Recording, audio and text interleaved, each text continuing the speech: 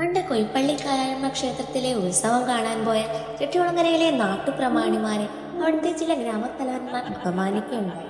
ഇതിൽ മനം നൊന്ത് അവർ ചെട്ടികുളങ്ങരയിൽ ഒരു ക്ഷേത്രം വേണമെന്ന് ആഗ്രഹിച്ചു. ദേവി പ്രീതിക്കായി അവർ കൊടുങ്ങല്ലൂർക്ക് യാത്ര തിരിച്ചു.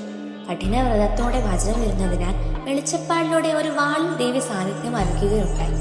അങ്ങനെ ആ വാളുമായി കർണാഥന്മാർ തിരികെ ദേശത്തേക്ക് മടങ്ങി. ദിവസങ്ങൾക്ക് ശേഷം കരിപ്പുഴത്തോട്ടിലെ കഴുത്തുകാരനോട് തനിക്ക് ചെട്ടികുളങ്ങരയ്ക്ക് പോകാനാണ് സഹായിക്കാമോ എന്നൊരു വൃദ്ധ ചോദിച്ചു. നേരം വൈകിയതിനാൽ അയാൾക്ക് അവരെ തനിയെ അയക്കാൻ തോന്നിയില്ല. അങ്ങനെ യാത്രാമധ്യേ അവർ ഇരുവരും ഒരു മരച്ചുവട്ടിൽ വിശ്രമിച്ചു. അടുത്തുള്ള ഒരു ഭവനത്തിൽ നിന്ന് അയാൾ വൃദ്ധയ്ക്ക് ഭക്ഷണം വാങ്ങി നൽകുകയും ചെയ്തു. ക്ഷീണം മൂലം മയങ്ങിപ്പോയ കടത്തുകാരൻ ഉണർന്നെണീറ്റപ്പോൾ വൃദ്ധയെ കാണാനില്ല. പരിഭ്രമിച്ച അയാൾ അടുത്തുള്ള ഭവനങ്ങളിൽ വിവരമറിയിച്ചു. തൊട്ടടുത്ത ദിവസം ദേശത്തെ ഒരു ഇല്ലത്ത് പുറമേജിൽ നടക്കവേ ആ വൃദ്ധ അവിടെ എത്തുകയുണ്ടായി. പുരകെട്ടുകാരോടൊപ്പം ഭക്ഷണം കഴിച്ച ശേഷം അവർ പടിഞ്ഞാറ് ഭാഗത്തേക്ക് നീങ്ങി.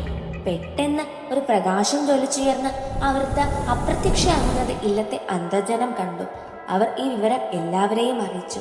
അങ്ങനെ പലയിടങ്ങളിലായി കണ്ട ആ വൃദ്ധ സാധാരണ സ്ത്രീ അല്ലെന്നും സാക്ഷാൽ ദേവി തന്നെ ആയിരുന്നെന്നും അവർ തിരിച്ചറിഞ്ഞു.